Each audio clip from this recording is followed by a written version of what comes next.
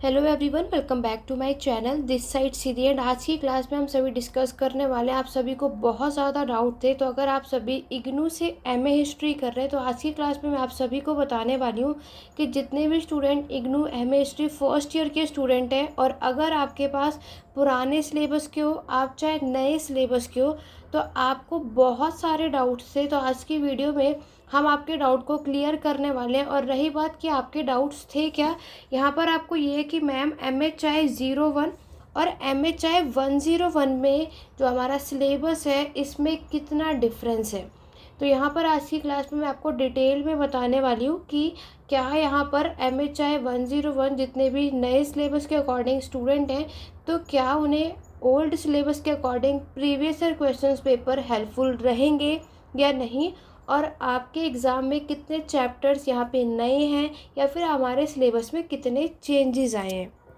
तो इससे रिगार्डिंग आपको बहुत सारे डाउट्स थे, इसीलिए इसको क्लियर करने के लिए यहाँ पर ये क्लास आज के लिए मैं लेकर आई हूँ। तो बिना वीडियो को स्किप करें, वीडियो के एंड तक बने रहिएगा ताकि आपको MHI 01 और MHI 101 में डिफरेंस समझ में आ जाए। तो आपके ओल्ड सिलेबस में और न्यू सिलेबस में कितना डिफरेंस है, क्या ओल्ड सिलेबस के प्रीवियस ईयर क्वेश्चन पेपर आप सभी के लिए हेल्पफुल है या नहीं, इस पर हम बात करने वाले हैं। तो चलिए स्टार्ट करते हैं अपनी आज की क्लास को। तो जैसे कि आप सभी जानते हैं कि जिन्होंने हमारे यहाँ पर जून 2023 में एडमिशन लिया था, तो आप सभी को पता है कि एमए हिस्ट्री में फर्स्ट ईयर वालों को 6 सब्जेक्ट कवर करने हैं। वहीं अगर आपने उससे पहले एडमिशन लिया तो आपके पास टोटल फर्स्ट ईयर में 4 सब्जेक्ट्स। क्लियर हो गया। तो आप में से कई ऐसे भी हैं जिन्हें यही नहीं पता होता कि हमारे पास न्यू सिलेबस है या ओल्ड। तो आपको बस ये चेकआउट करना है कि आपके पास फर्स्ट ईयर में कितने सब्जेक्ट्स हैं। अगर आपके पास 4 सब्जेक्ट है, MHI 1, 2, 4, 5, तो आप सभी पुराने सिलेबस के अकॉर्डिंग है। और अगर आपके पास टोटल 6 सब्जेक्ट है, MHI 1, 2, 4, 5, 6 और 7, तब आप सभी न्यू सिलेबस के अकॉर्डिंग है। क्लियर हो गया।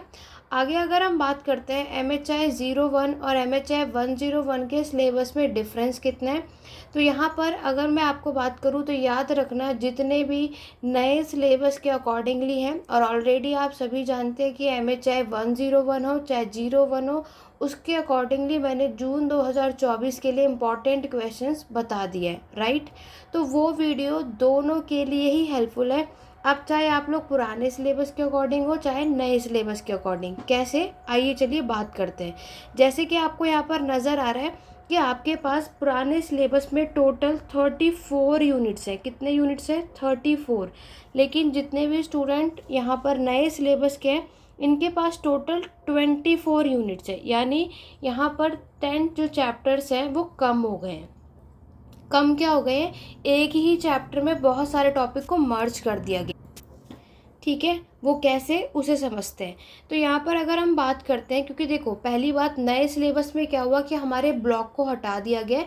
तो ब्लॉक पर फोकस करके ना करते हुए हम लोग यूनिट पर फोकस करते हैं। तो आगे बताने से पहले अगर आप सभी मेरे चैनल पे फर्स्ट टाइम आए, चैनल सब्सक्राइब कर लो, बेल आइकन प्रेस करो ताकि आगे आने वाली वीडियोज़ के नोटिफिकेशन और अपडेट आप सभी को मिलते रहे।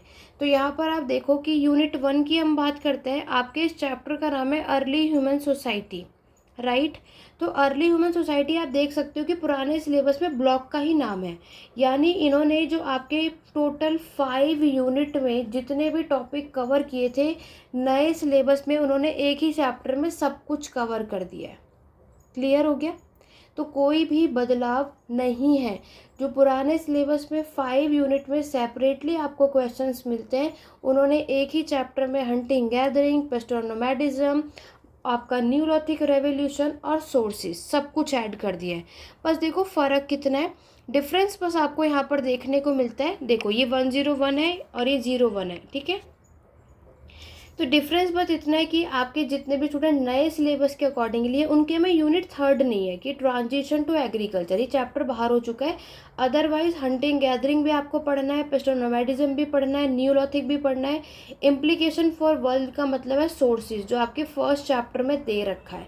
तो ओवरऑल हमें क्या समझ आया कि unit first same to same ही है, बट पुराने सिलेबस में ये 5 यूनिट यानी 5 चैप्टर्स में जो चीज़ें दे रखी थी वो अब आपके एक ही चैप्टर में कर दिया। डन। एक चीज़ तो क्लियर हुई, यानी कि कोई भी सिलेबस में चेंजेस नहीं है। जो यानी प्रीवियस ईयर के क्वेश्चंस पेपर काम आएंगे। बट डिफरेंस मैंने आपको क्या बताया कि बस नए सिलेबस में यूनिट 3 नहीं करना, बाकी सब कुछ करना है। नेक्स्ट हम बात करते हैं, आप देखोगे ब्रोंज एज सिविलाइजेशन की। हमारा जो सेकंड ब्लॉक है वो ब्रोंज एज सिविलाइजेशन के ऊपर है। और नए सिलेबस में हम बात करते हैं तो यहाँ पर आप देखोगे यूनिट 2 और यूनिट 3 हमारे पास ब्रोंज एज सिविलाइजेशन है। तो यहाँ पर आप सभी देखोगे कि आपका ये जो ब्लॉक 2 है 6, 7, 8 और 9, यही सेम चीज़ इस चैप्टर में यूनिट 2 और यूनिट 3 में। यूनिट 2 में पुराने सिलेबस के अकॉर्डिंग यूनिट 6 है, और यूनिट 7, यूनिट 8 और यूनिट 9, ये जो तीनों यूनिट्स आपको दिख रहे हैं, ये तीनों ही यूनिट्स यानी आपका सोशल इकोनॉमिक, आपका राइटिंग और आपका सोशल स्ट्रक्चर, ये सारी चीज़ें आपके ब्रोंज एज सिविलाइजेशन पार्ट 2 में है। और ब्रोंज एज सिविलाइजेशन पार्ट 1 में मेसोपोटामिया, हड़प्पा, इजिप्ट और चाइना, जो पुराने सिलेबस में यूनिट 6 में हमें देखने को मिलता है। तो ओवरऑल हमें क्या समझ आता है कि इसमें भी कोई भी चेंजेस नहीं है, पुराने सिलेबस में भी यही था, नए में भी यही है। तो आपके लिए प्रीवियस ईयर क्वेश्चन पेपर जो ओल्ड है वो हेल्पफुल होंगे, ठीक है। तो यहाँ पर आपने देख लिया कि ब्लॉक 1 और ब्लॉक 2 को नए सिलेबस के अंदर 3 यूनिट में कवर कर दिया गया है। रही बात आगे की, देखो यूनिट 10 भी कट हो चुका है नए सिलेबस में, लेकिन पुराने में आपका यहाँ पर जो मैं टॉपिक है आपका असेरियन और बेबीलोनियन। तो पुराने वाले जितने भी स्टूडेंट हैं आपको असेरियन और बेबीलोनियन करके जाना है। बट नए सिलेबस के टॉपिक अगर मैंने कहीं भी असेरियन बेबीलोनियन बताया है, आपको उसको स्किप कर देना है, ठीक है।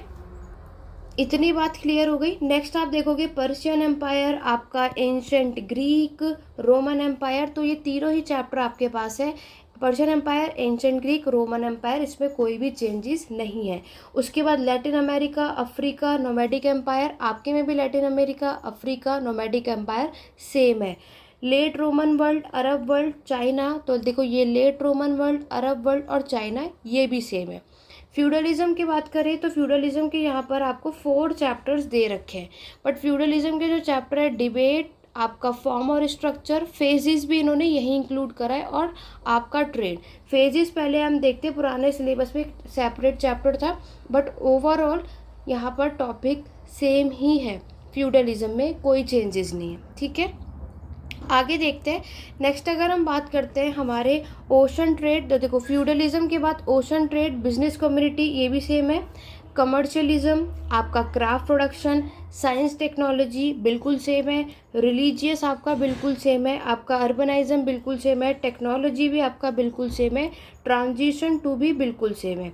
रही बात तो आपको इसमें यूनिट 29, यूनिट 32 और यूनिट 35, ये यूनिट अब नए सिलेबस के स्टूडेंट के पास नहीं है, पुराने सिलेबस के अकॉर्डिंगली उन स्टूडेंट को करना है, अदरवाइज सब कुछ सेम है। तो मैं यहाँ पर आपको एक बात बता दूँ, तो यहाँ पर अगर मैं ओवरऑल आप सभी को बता दूँ तो जितने भी स्टूडेंट न्यू हैं और जितने भी पुराने हैं, तो न्यू सिलेबस के स्टूडेंट ओल्ड सिलेबस के प्रीवियस ईयर क्वेश्चन पेपर बिल्कुल कर सकते हैं, आपके लिए बहुत ज़्यादा हेल्पफुल है। MHI के लिए भी मैंने जून 2024 के लिए जो इम्पोर्टेंट क्वेश्चन बताए हैं, वो आप चाहे पुराने सिलेबस के लिए हो चाहे नए, वो दोनों ही क्लासेस के लिए इम्पॉर्टेंट है। यानी पुराने और नए सिलेबस के अकॉर्डिंगली दोनों ही स्टूडेंट उस वीडियो को देख सकते हैं। वो वीडियो मैंने दोनों के अकॉर्डिंगली ही बनाई है। क्लियर हो गई बात।